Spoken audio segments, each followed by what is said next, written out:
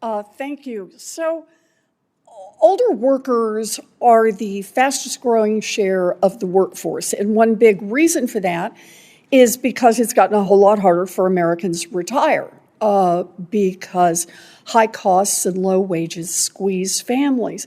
So here we are in the richest country in the world where I think workers ought to be able to work for fair pay and fair conditions and then retire with security. But many workers post-retirement are back in the workforce in part-time jobs. And one of the things they encounter there are what are called just-in-time scheduling practices. This is when employers give workers their schedules at the very last minute, sometimes as little as a day or two before their scheduled shift. And while that might be just in time working for an AI algorithm, looking at the latest foot traffic, for example, in a grocery store, it is great for the algorithm, but not so great for the workers.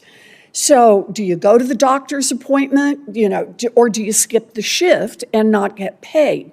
Will you be able to pay your electric bill if your shift this week gets canceled? Older workers are more likely to be part-time, where just-in-time scheduling practices are far more common. So, Ms. LeaMond, you're the Chief Advocacy and Engagement Officer at AARP. Why are last-minute schedule changes particularly difficult for older workers? Well, Senator, I think last-minute schedule changes are difficult for all workers. And I will say, I think you all know AARP has offices in every state. So I oversee a staff of 700 multi-generational workers. And my experience has been on all issues related to flexibility. It is just as much a concern of younger workers as it is older workers. I would say older workers may be juggling a few more caregiving duties and medical appointments. Mothers and fathers in their 40s and 50s are the sandwich generation dealing with children and those responsibilities along with caregiving. And our younger staff, I find, are the busiest because many of them are in school at night and juggling lots of other duties. So I think flexibility is something that doesn't just affect older workers, but all workers. Mm-hmm. You've raised something important, though, which is when we've talked a lot about workforce flexibility, it's been framed in terms of working at home or working in the office. And really what I find most of the discussion to be about is not so much that, but work hours. Can it be flexible so maybe I can drop my kids off at school in the morning and then work a little later? Can I adjust my hours in some other ways? And I think employers that are committed to multi-generational workforces are beginning to adapt and understand how important flexibility is. I think we all benefit from knowing our schedule in advance. I was joking with the team that I think we all appreciated being invited last week to testify rather than last night. And those are the kinds of things I think we can all benefit from. Yeah, and can you just say a word about what happens to workers when last-minute work schedule changes conflict with their obligations outside work? I've kind of given my own summary, but you're the expert. You're running a staff of 700. Well, when schedules change, one of two things happen. You either have to arrange something in your personal life, often with some cost, or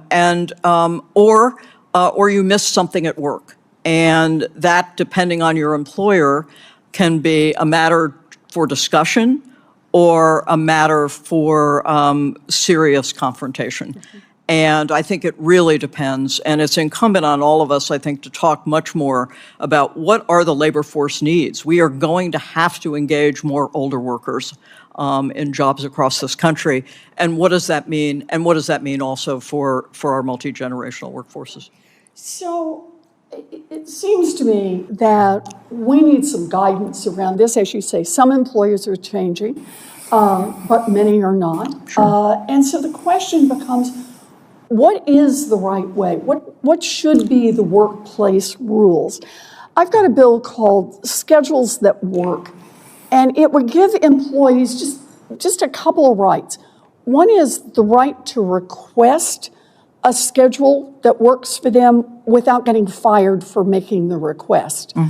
I know that seems like common sense, but for a lot of people, that's not happening for them in the workforce. And the second thing is to say, if schedules are going to be changed at the last minute, then there needs to be some compensation for the worker. You can't hold people, in effect, on call. That is, you're going to come in next Thursday, you agree you're coming in next Thursday, you will be there next Thursday, and then on Thursday morning you get a call that says, don't come in, and don't get paid for the day. If you held your Thursday open, then there needs to be some compensation in return for that. And I think your point is right, Ms. LeaMond, that it would be helpful for workers of all ages, but it is particularly helpful for workers who are part-time workers, because they face this so much more than full-time workers do, and particularly helpful for workers who have obligations outside the workforce. So I'm going to continue to work on this. I'm going to encourage other members of the Aging Committee to take a look at it, just to try to get some guidelines in place that will be helpful for all of our workers, but I think will have a special benefit for our older workers. Thank you, Mr. Chairman. During a Senate Aging Committee hearing on Wednesday, Senator Elizabeth Warren, Democrat, Massachusetts, questioned AARP Chief Advocacy and Engagement Officer Nancy LeaMond about the challenges faced by older workers, especially those working part-time, due to last-minute schedule changes. Older workers have become the fastest-growing segment of the workforce. This shift is largely because it has become more difficult for Americans to retire, with high costs and low wages squeezing families. Many workers who are in retirement age or post-retirement return to part-time jobs to make ends meet. Unfortunately, part-time workers often find themselves struggling with just-in-time scheduling practices, where employers give them their schedules only a day or two before their shifts. While this might be beneficial for an AI algorithm optimizing schedules based on customer foot traffic, it poses significant problems for workers who have other commitments, like doctor's appointments or family obligations. Senator Warren pointed out how these unpredictable schedules create serious conflicts. For example, workers may need to decide whether to attend important appointments or skip shifts and risk losing pay. This issue becomes even more problematic when shifts are canceled at the last minute, leaving workers uncertain about their ability to meet basic needs like paying the electric bill.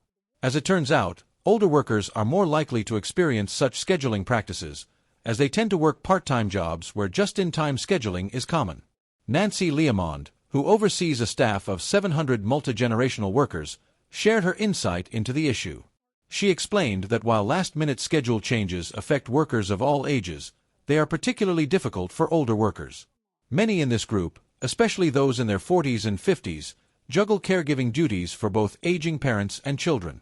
These additional responsibilities make it even harder to adapt to constantly changing schedules. LeaMond also noted that flexibility in the workforce is a shared concern among all generations. Younger workers, for example, may be managing school commitments or other jobs. In a changing work environment, flexibility isn't just about the option of working from home or the office. It's about being able to adjust working hours to fit personal schedules, such as dropping children off at school or handling personal errands. Senator Warren emphasized the need for legislative solutions. She proposed a bill called Schedules That Work, which would give employees the right to request schedules that fit their needs without the fear of retaliation. The bill would also ensure compensation for workers when their shifts are canceled last minute.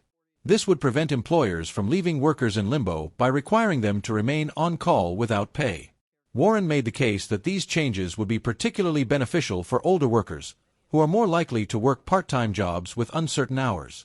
She also stressed that these guidelines would help workers of all ages by providing the security of knowing their schedules in advance and ensuring they are compensated fairly for last-minute changes. This bill could set a standard for how the workforce can adapt to changing dynamics, especially as older workers remain an essential part of the workforce. Senator Warren concluded her remarks by committing to continue advocating for the bill and encouraging other members of the Aging Committee to support these much-needed changes to improve the work conditions for all workers, particularly the aging population.